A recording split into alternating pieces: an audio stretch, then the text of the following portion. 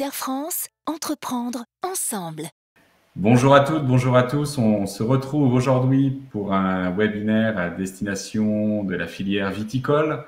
On est heureux de vous retrouver alors avec un format que généralement dans nos rencontres conseils, on préfère avec ce côté présentiel, ces échanges, sorties de réunion et d'une manière générale un partage.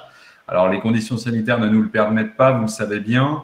Cependant, l'actualité nous semble plus qu'importante à pouvoir vous donner un certain nombre d'informations, permettre le questionnement que vous pourriez avoir. Et pour cela, la structuration d'un webinaire est assez bien faite. Alors comment, j'ai envie de dire, eh bien vous avez une présentation qui vous est affichée, vous avez trois personnes qui sont en bas dans les petites caméras et je vais vous présenter. Mais pour vous, vous avez à votre disposition un premier onglet qui est effectivement questions, à l'intérieur duquel, quand vous allez tout en bas, vous avez posé une nouvelle question, vous cliquez dessus et vous pouvez formuler une question. Donc, n'hésitez pas à l'utiliser pour pouvoir communiquer avec nous. J'en ferai le retour, évidemment, auprès de nos intervenants que je vais présenter.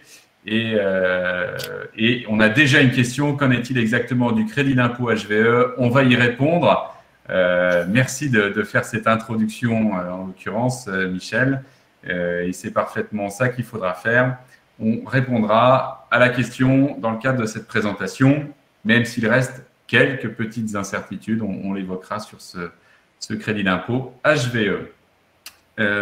Alors, sans plus tarder, puisque l'actualité est riche, pour vous dire, il va y avoir à peu près une heure de présentation, enfin pas une heure de présentation, on va consacrer une heure, il y a à peu près 45 minutes de présentation, en tout cas c'est comme ça qu'on l'envisage.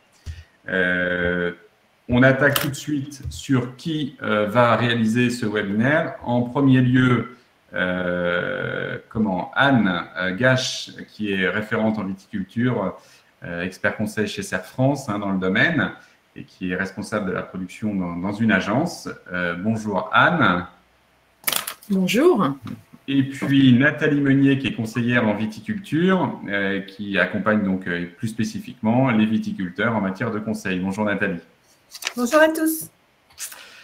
Je vous propose tout de suite d'attaquer sur le vif du sujet et on trouvait juste de pouvoir vous donner des informations qui ont été déjà données dans d'autres webinaires, mais là en mode flash parce qu'on a consacré là aussi 45 minutes sur ce sujet. Mais en tant que viticulteur, vous avez nécessairement la question de la partie employeur qui se pose à vous et il nous paraissait intéressant de vous redonner. Vous en avez sûrement déjà entendu parler, un certain nombre d'informations, mais pour que ce soit le plus clair possible, la loi de finances de sécurité sociale a instauré une information qui est quand même, somme toute, intéressante, c'est que pour les vignerons, puisque la filière viticole a été lourdement touchée par la crise sanitaire, des abattements de cotisations à la charge de l'employeur. Donc, aujourd'hui, au niveau de la MSA, c'est acté en tant que tel, c'est sur les modalités pour l'instant qu'on attend la mise en œuvre.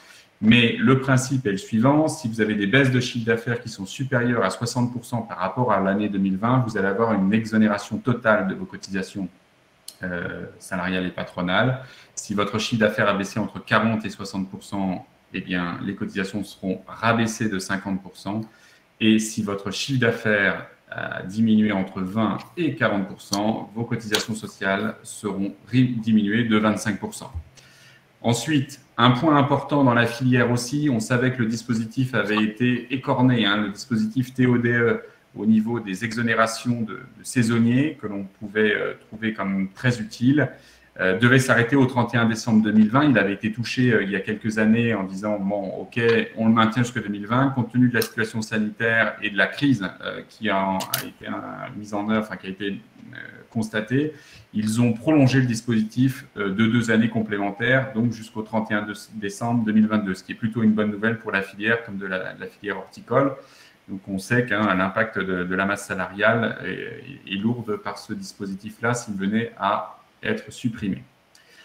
Donc ça, c'est les informations sur vos cotisations sociales. Ensuite, sur la convention collective agricole, il faut savoir que donc il y a eu une convention collective nationale qui quelque part va se mettre en place, donc devait se mettre en place au 1er janvier 2021, Comme l'extension n'a pas été validée au 31/12, elle est parue le 10 janvier, ce qui a entraîné finalement un report d'application au 1er avril, sauf que le 1er avril, c'est dans une quarantaine de jours.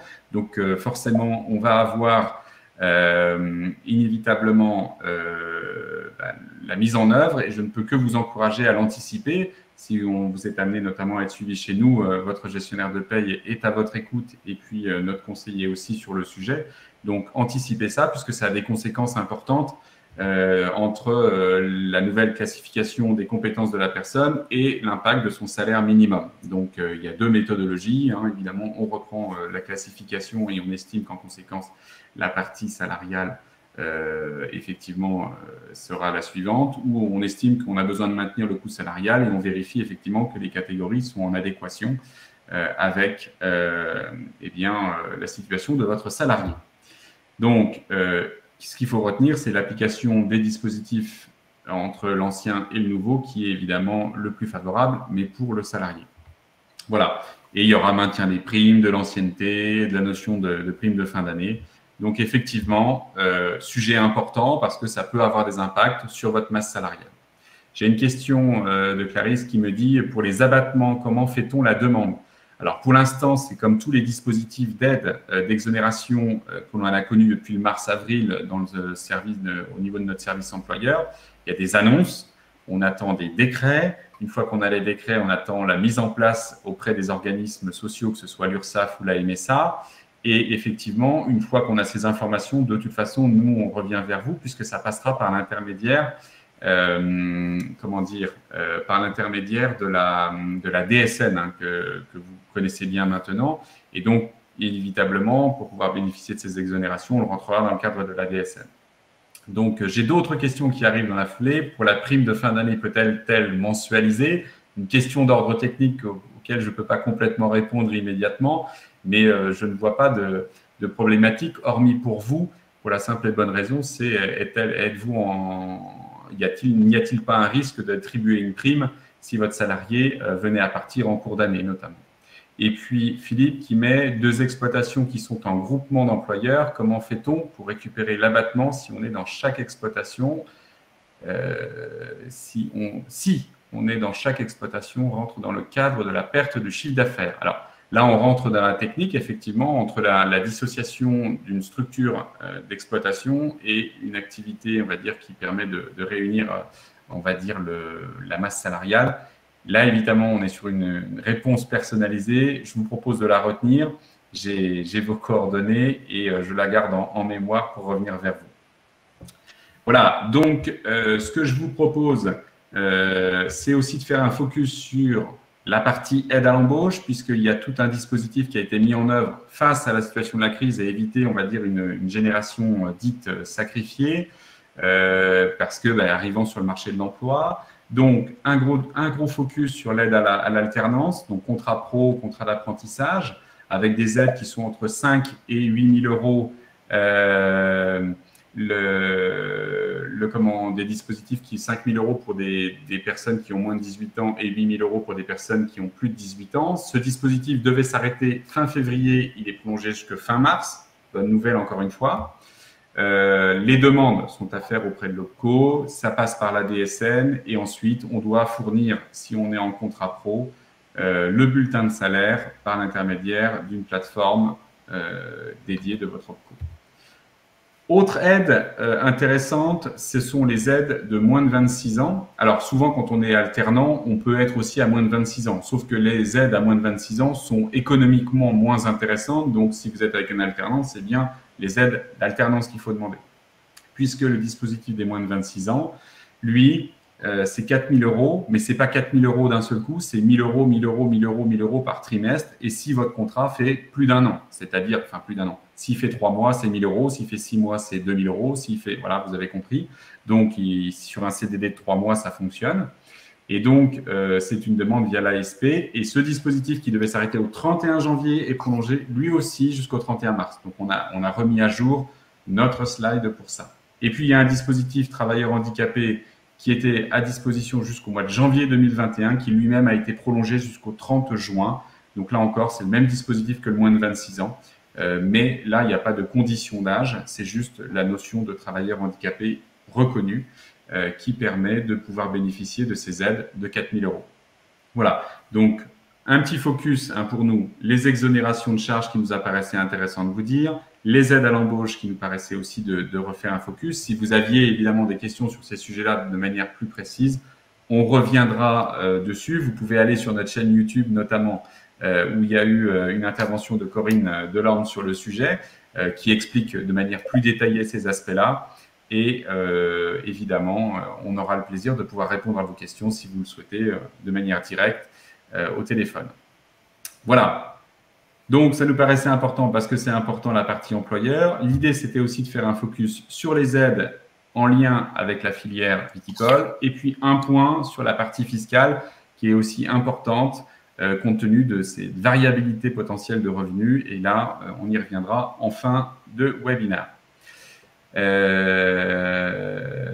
Alors, bonne question Clarisse, puisqu'on se l'est posée pour nous-mêmes.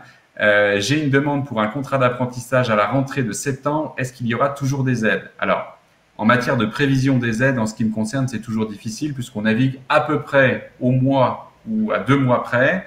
On sait que quand le dispositif s'arrête à telle date, il ne faut pas espérer qu'il puisse être prolongé parce qu'en ce moment, ils sont prolongés par le quoi qu'il en coûte. C'est-à-dire que la crise est là, on prolonge d'un mois, on prolonge d'un autre mois, on prolonge d'un autre mois. En revanche, si on voit bien qu'on a une relance économique et qu'on a les restrictions sanitaires qui se réduisent, ce qui serait une bonne nouvelle pour bon nombre d'entre nous, on peut se le dire, eh bien, très probablement que l'ensemble des dispositifs vont se réduire, vont soit se couper. La question qui mérite d'être posée au travers de ça, notamment, c'est si j'embauche une personne en contrat d'apprentissage en septembre, est-ce que si je fais une promesse d'embauche avec un contrat avec échéance 1er septembre et que j'ai pris l'engagement en mars, est-ce que je peux bénéficier de l'aide? C'est une question auquel je n'ai pas encore la réponse. Donc, l'intention d'embaucher se fait bien en mars. Le contrat d'apprentissage, lui, va se mettre en œuvre en septembre. Donc, la question n'est pas encore résolue sur ce sujet. Voilà. Donc, je peux dire que de toute façon, en septembre, est-ce que dire que vous aurez l'aide me paraît pas être un bon conseil. En revanche, est-ce qu'on aura la possibilité, si on a pris un engagement avant et qu'ensuite le contrat se met en œuvre en septembre? Pour l'instant, je n'ai pas la réponse. Donc, évidemment, tous ces aspects-là, on aimerait avoir des réponses un peu plus précises, même si j'ai un peu la crainte de dire que de toute façon, quand ils vont couper, ils vont vraiment couper. Voilà. Ça ne reste qu'un avis. Voilà ce que je pouvais vous dire. Je propose qu'on attaque directement sur les aides directes. Les aides directes, on attaque avec le sujet du fonds de solidarité. Alors, le fonds de solidarité en milieu agricole a assez peu été utilisé, hormis évidemment dans la filière viticole qui a été identifiée d'abord dans un secteur S1 bis, puis ensuite on va le voir dans un autre secteur. Donc, je laisse la parole à Anne pour nous expliquer le fonds de solidarité. Oui, effectivement, il est bon de rappeler là, donc le fonds de solidarité, son fonctionnement pour le mois de décembre. Jusqu'à ce mois de décembre, la viticulture était donc sectorisée là, en secteur S1 bis. Les aides peuvent aller jusqu'à 10 000 € plafonnées et donc jusqu'à 80% de la perte de chiffre d'affaires de décembre. Donc ça concerne les entreprises qui ont constaté une baisse de chiffre d'affaires de 50% et plus. D'accord? Donc, on peut le voir dans l'exemple là, qui suit. Vous voyez, vous avez 50 000 € de chiffre d'affaires en décembre 2019, 22 000 là, en décembre 2020. Votre perte est donc de 28 000 €. Donc, on répond à la condition d'une perte supérieure à 50%. Et donc, l'aide, en l'occurrence, là, serait de 80% de la perte, 24 400 €, mais limitée à 10 000 €. Donc, dans certaines entreprises, là, ça peut être très intéressant. Ce qu'il faut savoir, alors ça, c'est vraiment très récent puisque ça date de la semaine dernière.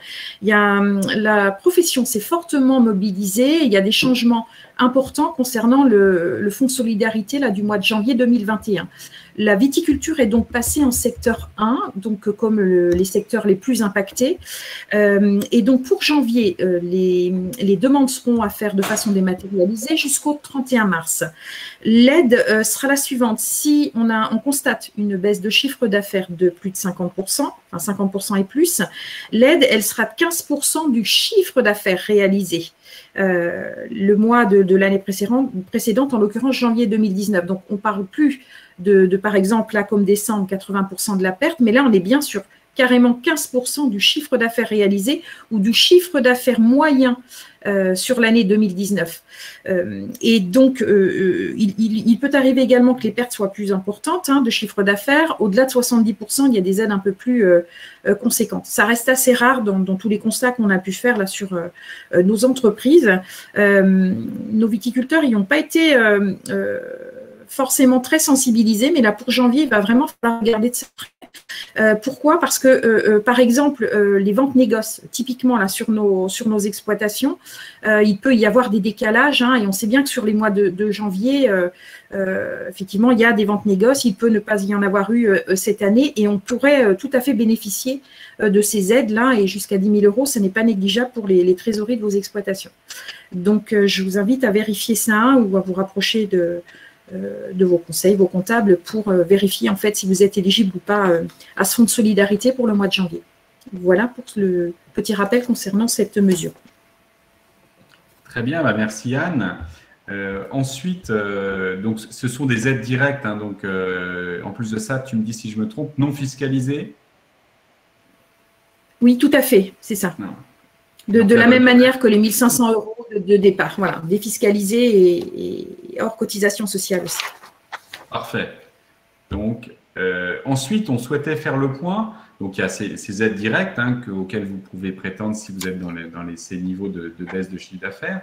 Et on souhaitait aussi faire un focus sur les aides à la digitalisation, puisqu'on sait, le fameux click and collect dont on a entendu parler pas mal en fin d'année, impacte aussi au niveau de nos activités, de vos activités. Pourquoi? Parce que effectivement la commercialisation a été rendue plus difficile et il peut être utile, en tout cas, de se poser la question de la digitalisation de la commercialisation. Et je vais laisser Nathalie nous exposer ce qui est à votre disposition en matière d'aide.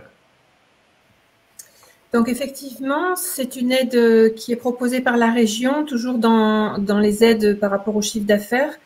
Donc, c'est destiné aux entreprises qui ont moins de 50 salariés et qui réalisent un chiffre d'affaires de moins de 10 millions d'euros. Donc, une grande partie de nos exploitations viticoles de la région.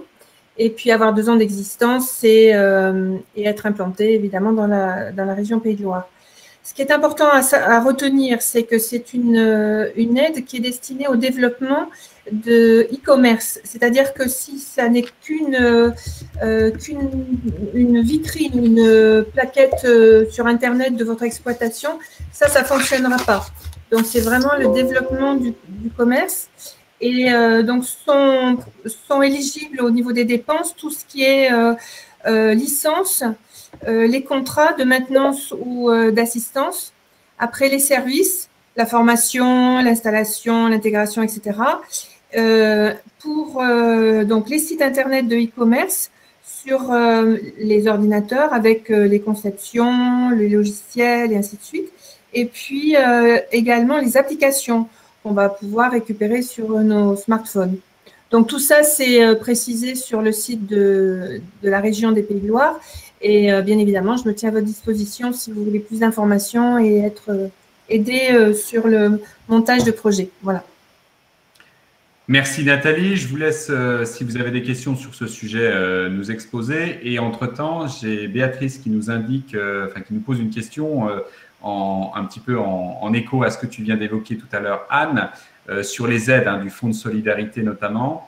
La question est, ces aides sont-elles calculées par mois? Et s'il s'agit juste d'un décalage de revenus, y aura-t-il une régularisation par la suite? Mais la question est bonne parce que notamment ce que tu as évoqué par les ventes négoces sont tout à fait dans ce cadre-là. Non, du tout. Les aides sont bien calculées par mois. Vous pourriez avoir un décalage de vente négoce. Ça n'impactera pas du tout le fait que vous ayez bénéficié de cette aide. Bien au contraire. C'est bien pour ça qu'il faut y être vigilant et que je mets un petit peu l'accent sur ces ventes négoces qui font fluctuer le revenu, même si on a eu des baisses sur les ventes détail qu'on a pu constater dans les entreprises. Mais là, c'est un effet d'aubaine quelque part. La profession a vraiment œuvré dans ce sens mais ça peut être une belle opportunité. Et donc, les aides sont bien octroyées par mois. Je vois également derrière la question de Philippe sur le chiffre d'affaires. On retient la date de facturation. On parle de chiffre d'affaires réalisé et non pas de chiffre d'affaires encaissé. Voilà, sur ces dernières précisions. Merci Anne pour cette précision. Je vous propose à ce moment-là, s'il n'y a pas de questions sur les aides proposées par la région à la digitalisation, et s'il y en avait, on reviendrait avec plaisir, oui. Enfin, c'est écrit, mais je voulais juste rajouter que c'était une subvention qui était limitée à une dépense de 15 000 € et que la subvention en était de 50% avec un minimum de 5 000 € d'investissement. Voilà. Parfait. Merci Nathalie. Eh bien, à ce moment-là, on enchaîne sur la notion de financement. Pourquoi on parle du financement? Donc, on parle des dispositifs d'aide. Ça, c'est les aides directes. Puis ensuite, il y a comment financer son entreprise. Il nous paraissait intéressant de faire un focus notamment sur le PGE. Alors, le PGE, je laisse la parole à Anne pour nous exposer. Oui. Ah, je vais juste couper juste avant, puisque j'ai une question qui concerne le sujet de juste avant. Clarisse qui nous pose, est-ce qu'on peut bénéficier de cette aide e-commerce pour un groupe? Alors, est-ce qu'on parle d'un groupe de sociétés ou quelque chose comme ça, ou est-ce qu'on peut avoir une toute petite précision? Ou Nathalie, est-ce que tu peux déjà répondre avec cette question-là? Donc, entreprise répondant à la définition communautaire de la PME, donc créer, exerçant une activité marchande majoritairement, c'est pas précisé sur le. Je vois la question. En fait, il semblerait qu'il y ait une notion de rassemblement ou d'unification à la commercialisation de producteurs. Et donc, effectivement, compte tenu qu'il y a une commercialisation qui est peut-être unifiée, peut-être de différents produits par ailleurs, et qu'ils disposent d'un projet de site ou de développement de e-commerce, est-ce qu'ils peuvent bénéficier de cette aide? Ou est-ce que ce ne sont que des entreprises et non pas des rassemblements d'entreprises? Je me renseignerai et je reviendrai apporter la réponse. D'accord. Ce que je sais, c'est que, alors ça ne va pas répondre à la question de Clarisse, mais je sais que les associations de commerçants qui font la promotion disposent aussi d'aides, pas dans ce cadre-là, mais d'autres aides. Et donc, je ne sais pas si ça répond totalement à la question, mais en tout cas, je sais qu'il y a aussi un dispositif pour les associations de commerçants qui mettent en avant, on va dire, qui font la promotion et le développement par le e-commerce. Voilà ce que je pouvais dire. Alors, ce que je peux vous recommander, si vous n'avez pas eu l'occasion, encore une fois, d'aller sur le site de la région, c'est un site très riche où il y a le dispositif, de nombreux dispositifs qui sont peu connus puisque non médiatisés au niveau national, et au niveau de la région Pays de Loire, le site est assez bien fait. Donc, je vous encourage à aller vous balader sur ce site et vous pourrez aussi y trouver des choses intéressantes. Marie-Jeanne qui nous met une question concernant le e-commerce. La création d'un nouveau site plus efficace en remplacement d'un premier site marchand est-elle éligible?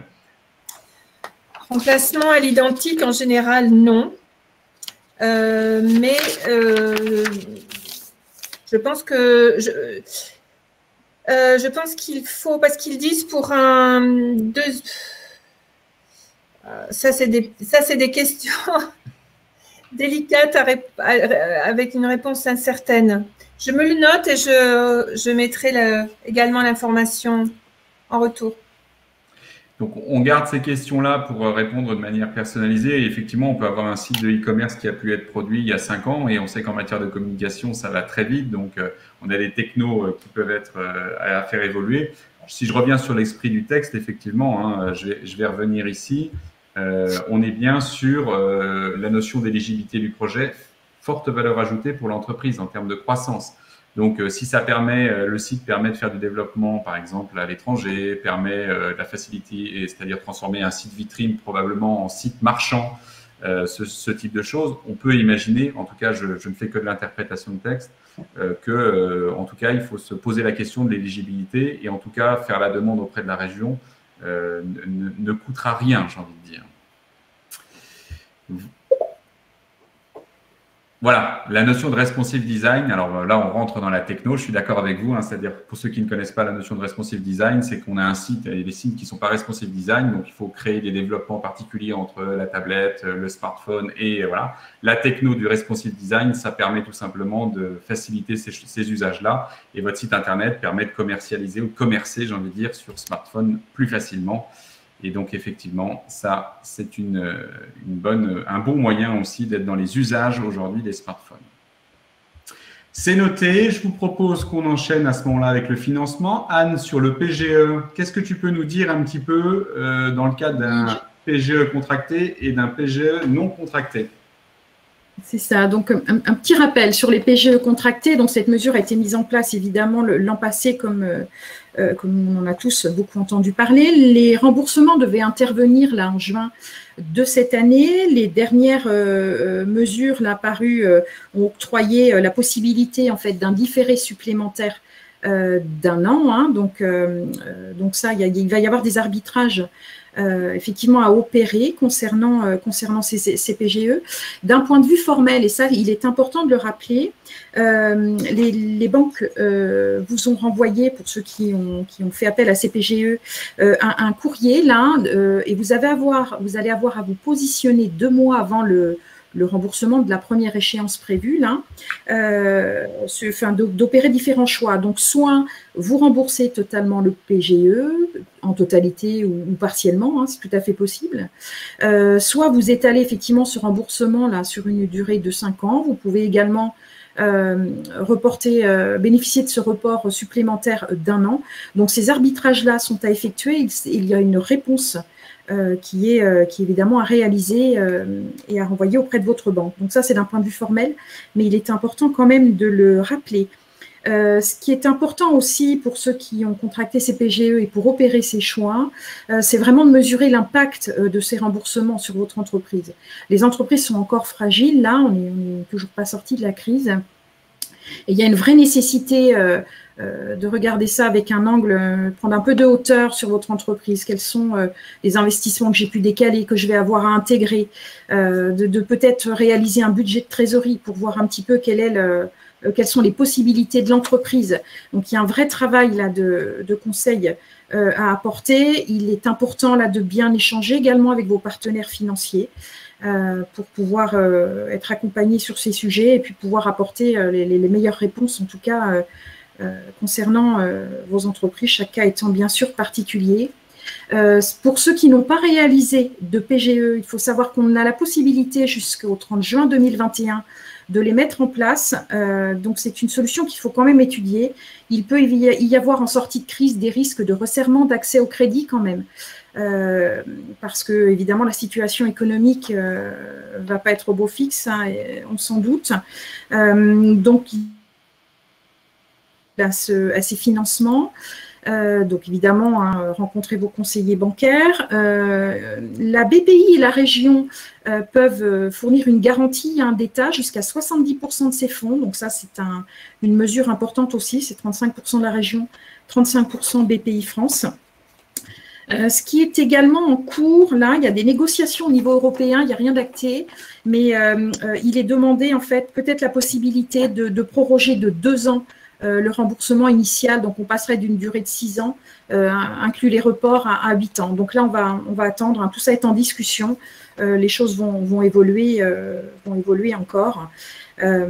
Voilà, donc également autre possibilité, hein, si vous n'avez fait appel à aucun de ces financements, c'est peut-être l'occasion aussi, toujours pareil dans cette démarche là de prévisionnel, de budget de trésorerie, etc., de peut-être revoir le refinancement global de votre entreprise avec votre partenaire financier et vos conseils habituels, un comptable et conseiller d'entreprise, pour peut-être refinancer vos emprunts, réétaler les emprunts sur des durées plus longues. Enfin, il y a tout un tas de possibilités. On peut évidemment aborder tout ça et vous accompagner sur ces sujets. L'idée là, étant de passer le cap dans les meilleures conditions et d'éviter d'avoir des trésoreries trop exsangues. D'autres possibilités également concernant l'autofinancement de vos investissements.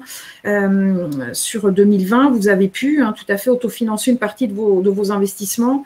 La crise s'étant bien installée, il est tout à fait possible de refinancer a posteriori des investissements. Ça, vos partenaires financiers ont l'habitude également de pratiquer, même s'ils préfèrent cela. Même si Anne, il préfère l'anticiper plutôt qu'a posteriori, et on peut les comprendre. Je crois qu'il y en a quelques-uns qui nous écoutent, qui sont présents à notre webinaire. On est heureux de les avoir. Mais effectivement, si vous avez omis parce que vous aviez l'habitude d'autofinancer, concrètement, c'est peut-être aussi le moyen de revenir un petit peu en arrière. Votre partenaire financier, en tout cas, peut être à l'écoute de ça. Voilà, et puis dans le cadre de ces échanges qui sont vraiment importants, bien revérifier aussi toutes les garanties et les facilités, la trésorerie que vous possédez. Je pense aux lignes de crédit à renouveler, au court terme, au plafond d'escompte, les découverts autorisés, enfin voilà, toutes ces choses-là qui peuvent vous faciliter le quotidien. Donc vous voyez, il y a tout un tas de possibilités évidemment, mais ça passe surtout, je pense, par un diagnostic en tout cas à réaliser, essayer de se projeter un peu là sur les années à venir, tenir compte un petit peu là de l'évolution du commerce, de vos marchés, de voir un petit peu quelles perspectives peuvent se présenter à vous et d'intégrer tout ça dans une réflexion un petit peu plus large. Voilà. Il est bon d'avoir finalement la ligne directrice de l'organisation de sa trésorerie dans les 12 à 18 mois à venir compte tenu de la situation pour votre entreprise. C'est la notion de prévisionnel de trésorerie. Il y a une question de Yves qui nous dit alors il y a deux questions, mais je pense qu'elles vont en une, c'est qu'il a souscrit un PGE l'an dernier, c'est-à-dire qu'il l'a probablement mis en place, il y a accès, mais il ne l'a peut-être pas déclenché. En tout cas, c'est ce que je comprends, et qu'il doit réaliser des investissements dans cette année, puis j'utilisais le montant du PGE. Alors, rien potentiellement ne s'y oppose réglementairement parlant, mais rappelons que le PGE, il a vocation à financer le cycle de production pour éviter la perte ou la difficulté au niveau d'une entreprise. D'autant que si ces investissements pourraient se financer sur une dizaine d'années, parce que c'est des investissements long terme, eh bien, c'est peut-être pas complètement adapté d'utiliser les durées du PGE qui, pour l'instant, sont limitées à 4 ans. Donc, répondre oui ou non, c'est difficile. C'est tout simplement la cohérence, finalement, d'un PGE qui est là pour aider à financer votre entreprise sur son activité, probablement moins sur l'investissement. Voilà ce que je pouvais dire. Mais si un des partenaires financiers qui est présent souhaite pouvoir interpeller, qu'il n'hésite pas, ça sera l'occasion. Anne, est-ce qu'on a fait le tour sur la notion du financement et notamment de l'usage du PGE? Oui, je pense. Très bien. Eh bien, si des questions émergent, on vous laisse évidemment le faire. Je vous propose qu'on attaque sur les aides à l'export, puisqu'il y a tout un pan des aides à l'export qui sont permis au niveau de la région, et c'est Nathalie qui nous présente cela. Donc, la première qui vient en amont des autres, parce que bien souvent, on ne peut avoir accès à celle dont on va parler après qu'en ayant passé ce cap de l'aide conseil export, parce qu'il s'agit en fait de faire, c'est sur 2 jours, et il s'agit de faire un diagnostic des capacités de l'entreprise à aller à l'export et également d'établir une stratégie long terme à l'international.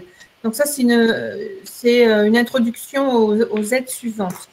Ce qu'on appelle l'aide INIT à l'export, donc qui est complémentaire. C'est une aide qui concerne tout ce qui est traduction, interprétariat, réalisation. C'est un soutien financier pour les outils de communication et les outils marketing également, avec un plafond de 5 000 € et une éligibilité du Conseil de stratégie digitale et outils digitaux. On verra après les chèques relance export, mais ces 2 aides-là sont cumulables avec le chèque. Ensuite, l'aide prime export, c'est un soutien à la participation pour un salon professionnel à l'export, évidemment, style ProOne, Vinexpo Hong Kong, etc., y compris les frais d'envoi d'échantillons. Ça peut être aussi une prospection commerciale à l'étranger et une prestation de conseil en stratégie internationale, sachant que ce sont des prestations qui peuvent être individuelles ou à plusieurs et toujours cumulables avec le chèque relance export. c'est 20 000 euros maximum sur 40 000 euros maximum de dépenses éligibles. Ensuite, l'aide emploi-export. Donc ça, c'est dans la logique de parcours export. C'est une aide pour le recrutement d'un emploi en CDI dédié au lancement d'un nouveau produit ou d'un produit déjà existant, mais pour attaquer des nouveaux marchés à l'international. Donc là, on est sur 50% de la rémunération annuelle brute, hors charge patronale, plafonné à 20 000 euros par an, et c'est valable une seule fois, enfin une seule année. Donc, comme c'est un recrutement en CDI, ben voilà, c'est la première année, et voilà. Donc, ce fameux chèque export, c'est par contre là, c'est pas une aide de la région, c'est une aide nationale qui vient en support d'audit et de diagnostic export, de structuration de la stratégie, préconisation des marchés des études, enfin voilà, en complément de tout ce qu'on a vu précédemment sur les différentes dépenses que l'on peut être amené à faire pour travailler à l'export. C'est jusqu'à 50% des dépenses et jusqu'à 2 500 euros par chèque.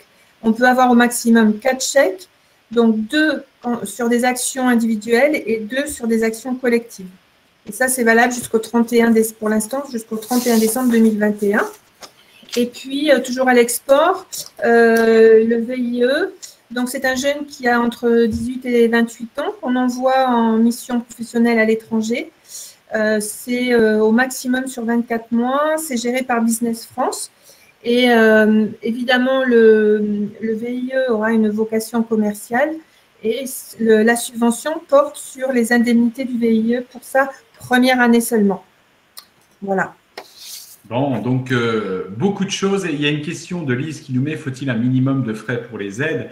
Et j'aurais presque envie de répondre, je pense que ça va dépendre des dispositifs. Est-ce que tu peux me dire ça, Nathalie, sans qu'on rentre dans chacun des dispositifs?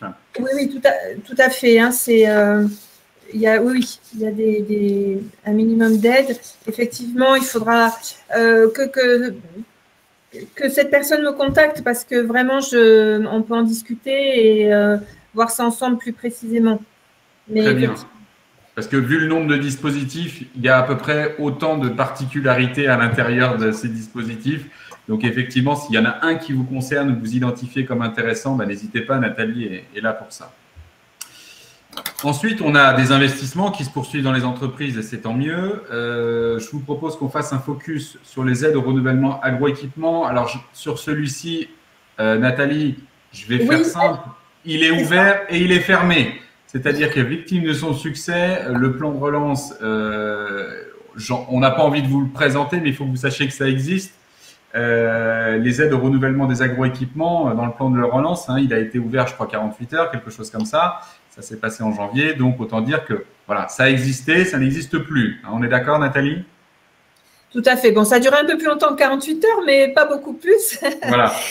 Et, voilà. Ce que je voudrais dire par contre sur les… Alors ça, c'est les agroéquipements, mais sur Viti Investissement, donc le portail est officiellement… il devait fermer aujourd'hui à midi, mais comme chaque année, l'ouverture est prolongée un petit peu, et officiellement, c'est prolongé jusqu'au 5 mars.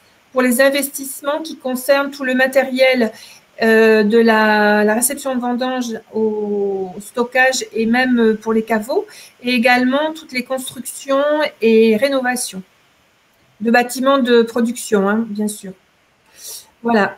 Et concernant les aides aux agroéquipements, sur le donc ça, c'est toujours en cours. Ça, c'est toujours en cours. Il s'agit donc de gel, de grêle, sécheresse, vent, cyclone, ouragan, tornade, fin du monde, quoi. C'est voilà, des dépenses entre 2 000 et 40 000 euros. Les CUMA sont concernés. Le taux est fixé à 30% avec un bonus pour les jeunes installés, les JA. Il s'agit de… Alors, tout ça, c'est sur France Agrimaire. Ça, c'est des aides France Agrimaire. Et bon, vous avez le détail sur leur site, mais je suis à nouveau à votre disposition pour vous envoyer un lien. C'est des brûleurs à gaz, c'est des diffuseurs d'air chaud mobile, des éoliennes mobiles, des systèmes d'alerte, Même les haies naturelles qui peuvent être brise-vent, qui empêchent le refroidissement jusqu'au gel, des tours à vent, etc. Enfin bon, après, il y a toute une liste de matériel éligible. Parfait, merci Nathalie. Alors, on va parler aussi de crédit d'impôt, parce que dans la panoplie des dispositifs qui sont à votre disposition, il y a des crédits d'impôt. Et on va venir à la question qui nous avait été posée en premier lieu sur le HVE. Alors, il y a grosso modo une volonté d'encourager à l'agriculture, je mets entre guillemets vertueuse au plan environnemental, puisque c'est écrit comme ça dans le texte. Anne, non, c'est peut-être Nathalie qui nous fait un petit focus là-dessus, sur la prorogation du crédit d'impôt en faveur de l'agriculture biologique. Oui, effectivement, le crédit d'impôt pour le bio est prolongé. Il devait s'arrêter en 2020. Il a été prolongé sur 21 et 22 dans les mêmes conditions que précédemment. Donc ça, il n'y a rien de changé. Pour le HVE, donc le bio, c'est 2021 et 2022. On peut le demander chaque année. Le crédit d'impôt HVE 3, on est bien d'accord, c'est le 3. Là, ça sera en 2021 ou 2022 selon l'année de certification. C'est un crédit d'impôt de 2 500 €, 3 500 pour le bio, 2 500 pour le HVE. Et ces deux crédits d'impôt sont cumulables avec un maximum de 5 000 €. Voilà, donc ce crédit d'impôt est issu de la loi de finances 2021. Donc, on a encore quelques incertitudes sur le fonctionnement par rapport à la date de clôture 2021, quand la date de clôture n'est pas au 31 décembre. Donc, on reviendra vers vous pour ceux qui sont concernés. Tu confirmes, Anne, on reviendra vers vous pour définir la mise en œuvre de cette demande de crédit d'impôt. Voilà, on attend effectivement les commentaires de l'administration, puisqu'il semblerait que les premières clôtures qui peuvent en bénéficier seraient celles calées au 31 décembre 2021. Mais pour des gens qui seraient déjà certifiés et qui ont des clôtures juillet, août 2021, comme pour beaucoup de viticulteurs, voilà, on attend les précisions et les commentaires de l'administration sur le sujet. Mais en tout état de cause, ce sera une fois en 2021 ou 2022. Et une fois de plus, on le constate, il y a beaucoup d'effets d'annonce, etc. Puisque, avec effet 31 décembre 2021, voire les clôtures 2022, résultat 2022 déclaré en 2023 sur vos déclarations de revenus. Vous voyez, le retour en termes de trésorerie va tarder un peu, quoi. Voilà. Donc, c'est un petit peu dommage. J'ai une bonne question de Lise, qui a fait une démarche, semble-t-il, à HVE en 2020.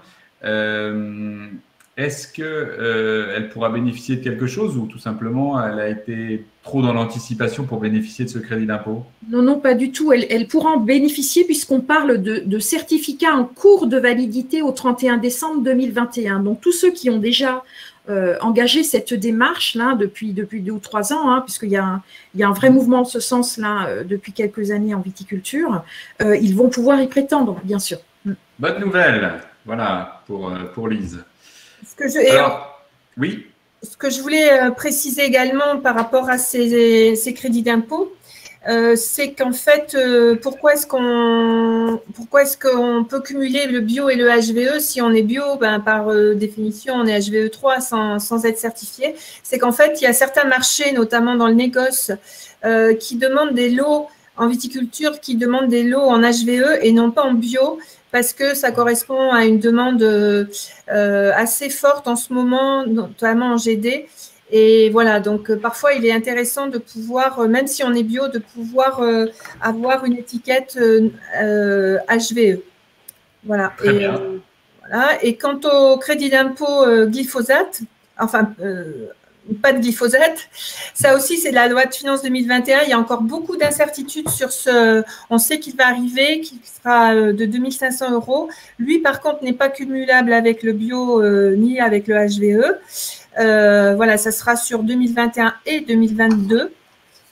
Pour le détail de la mise en œuvre également, on reviendra vers vous avec les précisions de la loi de finances.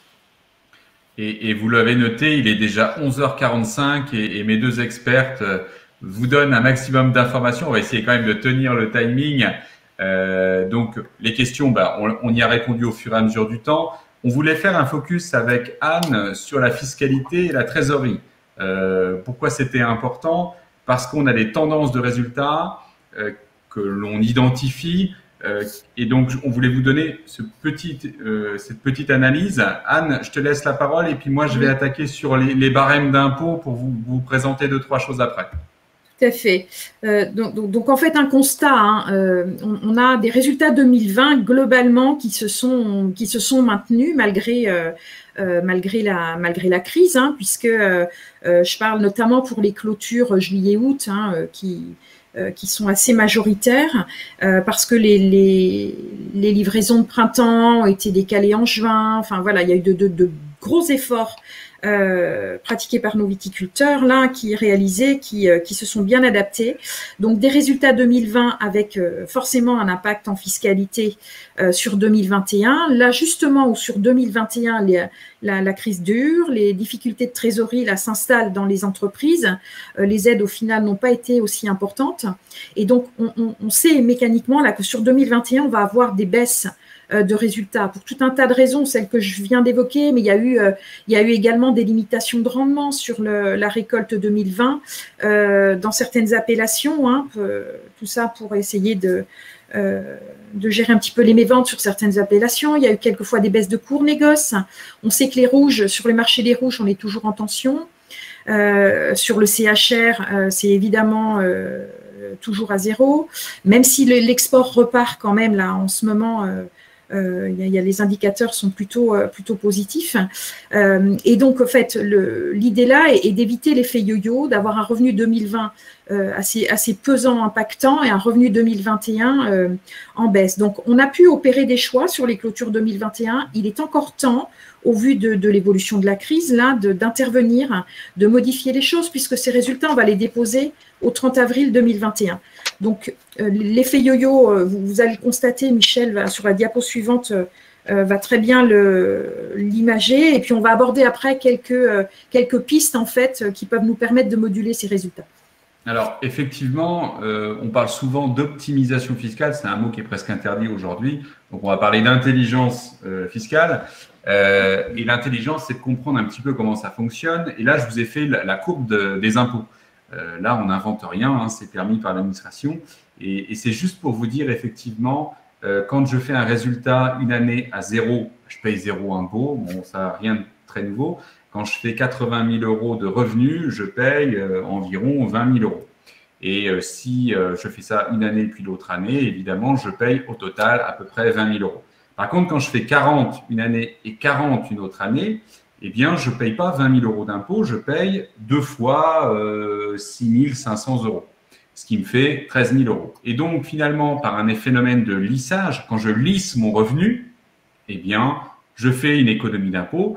Et on sait qu'en agriculture, au sens large, on est dépendant de la météo et la météo donne les productions. Alors, il y a des effets prix, évidemment, mais on ne choisit pas la météo. Et donc, on a des phénomènes d'atténuation, on va dire, qui existent sur la fiscalité agricole, justement, pour éviter ces à-coups permanents qui ont des impacts lourds sur votre imposition.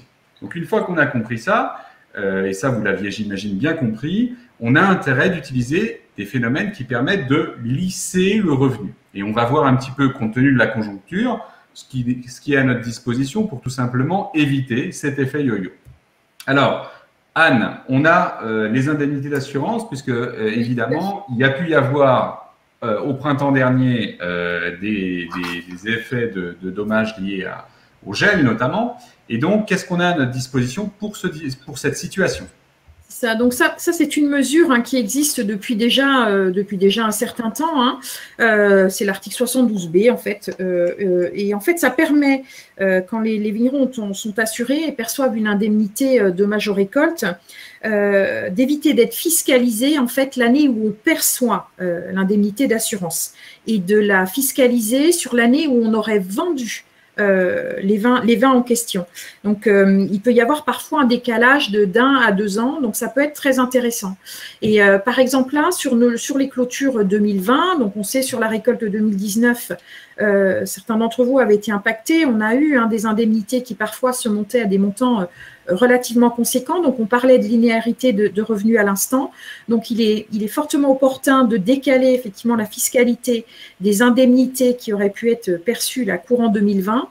Et on va les décaler l'année où le vin aurait dû être vendu. Donc, sur une récolte 2019, ça peut s'étaler sur 2021, 2022. Enfin, on a cette faculté-là de décaler cette fiscalité.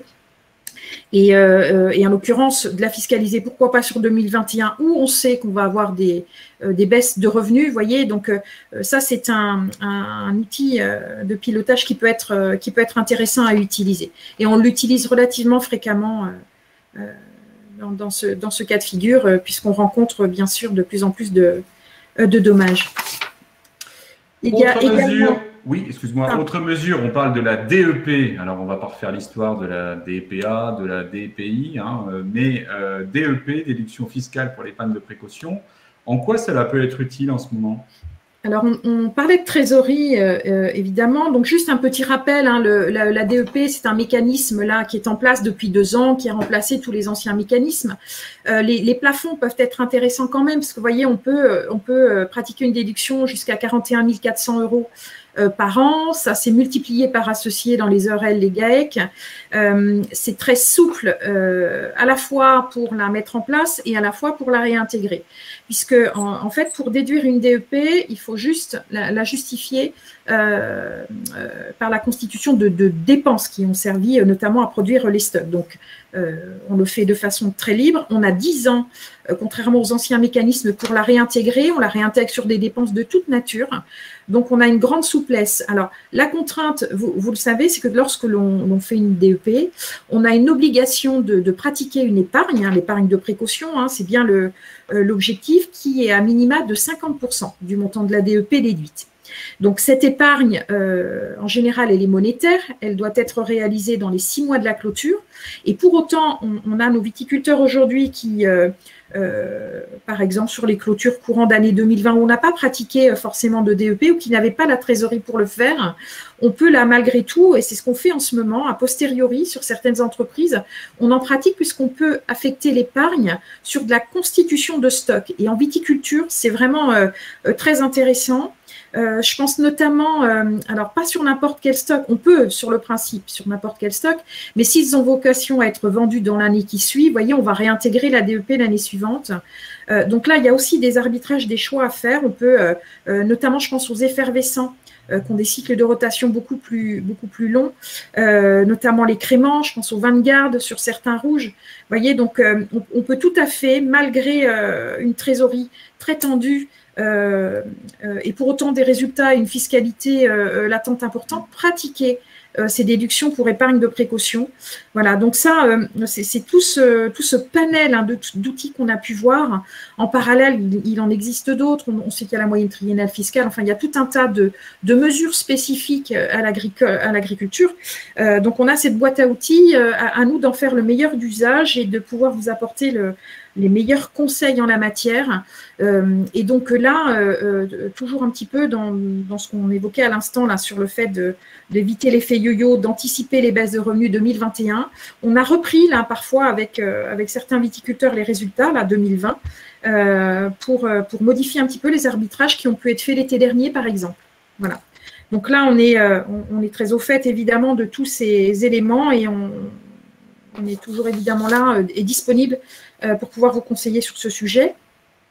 Toujours en matière de trésorerie, donc là sur la DEP on vient de l'évoquer et sur la diapo suivante effectivement on a les holdings. Alors on a ces montages-là qui sont relativement fréquents maintenant, notamment dans toutes nos entreprises viticoles parce qu'il y a eu de très belles années et qu'il y a eu des optimisations, des restructurations qui ont été mises en place. Et puis j'ajouterais, Anne, aussi la volonté de centrer. L'objectif de la holding est aussi de permettre la capitalisation dans l'outil professionnel, ou permettre l'extraction de cette capitalisation avec le moindre frottement fiscal. C'est-à-dire éviter finalement une sorte de fiscalisation de quelque chose qui n'est pas forcément perçu par le dirigeant. Et donc, ces schémas-là correspondent finalement à la sécurisation des entreprises. Voilà, puis un outil aussi très intéressant d'un point de vue patrimonial. Enfin, voilà, il y a plein d'avantages de mettre en place en fait ces différents, enfin cet outil-là, cette holding. Et donc le constat, et c'est souvent le cas, c'est que évidemment il y a pas mal de trésorerie qui est stockée dans les holdings là, puisque les résultats sont remontés. Donc certains ont pu faire des placements immobiliers, d'autres des placements monétaires, peu importe. Après, chacun justement gère. Cette gestion patrimoniale est propre à chacun. Et donc, on pourrait être tenté de faire redescendre cette trésorerie. Donc, il y a plusieurs possibilités là quand on a ces holdings en place. On peut évidemment, je pense notamment au résultat 2020, avec des trésoreries tendues, ne pas remonter la totalité des résultats dans les holdings, mais d'en mettre une partie en report à nouveau dans les réserves, dans la société fille. Donc ça permet vraiment de moduler et de gérer complètement ses disponibilités et la trésorerie que l'on veut faire remonter dans sa holding. On peut également faire appel à l'emprunt et avec la garantie de la holding, qui évidemment ses fonds, et qui pourrait garantir l'emprunt réalisé dans la société fille. Et donc, pour pouvoir utiliser en tout cas la trésorerie de la holding, ça ne se fait pas sans précaution. Parce que ça a des conséquences fiscales et il y a une nécessité là de mettre en place une convention de trésorerie. Alors, une convention de trésorerie, c'est un contrat en fait qui régit en fait le fonctionnement des sociétés entre elles. En gros, on centralise la gestion des flux financiers pour optimiser un petit peu le financement et les besoins de chacune des structures. Quand on parle de risque, si on ne met pas en place ces conventions de trésorerie, on parle de risque d'abus de biens sociaux, on parle de distribution de dividendes illicites. Donc, vous voyez, il y a des précautions à prendre. Pour autant, ça peut tout à fait être utilisé et momentanément permettre de faire redescendre de la trésorerie dans des holdings, dans les sociétés de production, de commercialisation, dans les sociétés filles viticoles classiques que l'on peut avoir. Voilà. Donc Anne, tu as raison, c'est-à-dire qu'on a des possibilités de le faire, mais si on le fait avec précaution. Il y a des règles et ça nous impose finalement de respecter une forme de formalisme parce que évidemment, il ne faut pas considérer que les deux sociétés ne font qu'une, ils sont bien deux sociétés différentes, parce que sinon, si on considérait qu'il n'en faisait qu'une, et dans votre gestion d'entreprise, il faut que vous y prêtiez attention, eh bien à ce moment-là, l'administration pourrait remettre en cause et parler de fictivité. Donc il faut quand même y prêter attention. Donc ces alertes-là, il y a différents outils. Encore une fois, c'est au moment de la stratégie, on va dire, d'ajustement, et c'est normal qu'une entreprise décide peut-être de mettre en report à nouveau, puisse refaire redescendre des fonds pour évidemment éviter une difficulté d'entreprise, tout ça s'entend. Mais il y a des règles à respecter et on vous invite évidemment à vous rapprocher de votre comptable sur ce sujet, c'est extrêmement important. Voilà, on a fait le tour, je crois, de la partie fiscale. Je ne sais pas s'il y a des questions sur ce sujet. On arrive à la fin de cette présentation dédiée donc à la filière viticole. Je voudrais remercier en attendant d'éventuelles questions donc Nathalie Meunier et Anne Gache pour tout ce qu'elles ont pu préparer et vous mettre en forme condensée un certain nombre d'informations. Peut-être que vous avez eu une information qui a fait à un moment quelque chose qui… Est-ce que j'ai intérêt? Est-ce que j'ai le droit? Retenez l'idée que Nathalie, Anne et l'ensemble des équipes qui sont sur le terrain au quotidien avec vous sont là pour répondre. Parce qu'évidemment, ce webinaire peut se faire parce que on a tous les experts nécessaires sur le sujet. Et donc, il y a une question de François qui nous dit, est-ce qu'on pourrait avoir le support? Alors, on va faire mieux que le support, j'ai envie de dire. Très rapidement, pour pas dire dans quelques heures, le webinaire que nous venons de présenter sera sur notre chaîne YouTube et l'ensemble des explications vous sera évidemment, vous pourrez le relire à l'endroit où cela vous intéresse avec la même dynamique, j'ai envie de dire. Donc, sur notre chaîne YouTube, Serre France 49, il y a ce webinaire qui va être publié et tous les autres qui sont à votre disposition. Il y a eu un webinaire, je l'ai dit, sur le marché, enfin sur la partie employeur, sur la stratégie de financement des entreprises, sur le bilan carbone, sur les aides aux entreprises quand c'était fin décembre. Il y a un certain nombre de webinaires qui ont été faits. On est très heureux de les réaliser, même si je l'ai dit au départ, on aimerait mieux se voir en présentiel, mais au moins ça nous permet de satisfaire ce besoin d'information. Vous êtes assez nombreux à nous suivre et nous vous remercions beaucoup. Si je n'ai pas d'autres questions, je vous propose qu'on arrête là. Je vais vous souhaiter un bon appétit. On espérerait autour d'un apéritif de vins locaux, ça serait parfait. Encore une fois, je remercie Anne, je remercie Nathalie, et puis je vous donne rendez-vous lors d'un prochain webinaire qu'on aura le plaisir d'animer sur tel ou tel thème. Je vous souhaite une bonne fin de journée et à très bientôt. Au revoir. Au revoir. Au revoir. Serre France, entreprendre ensemble.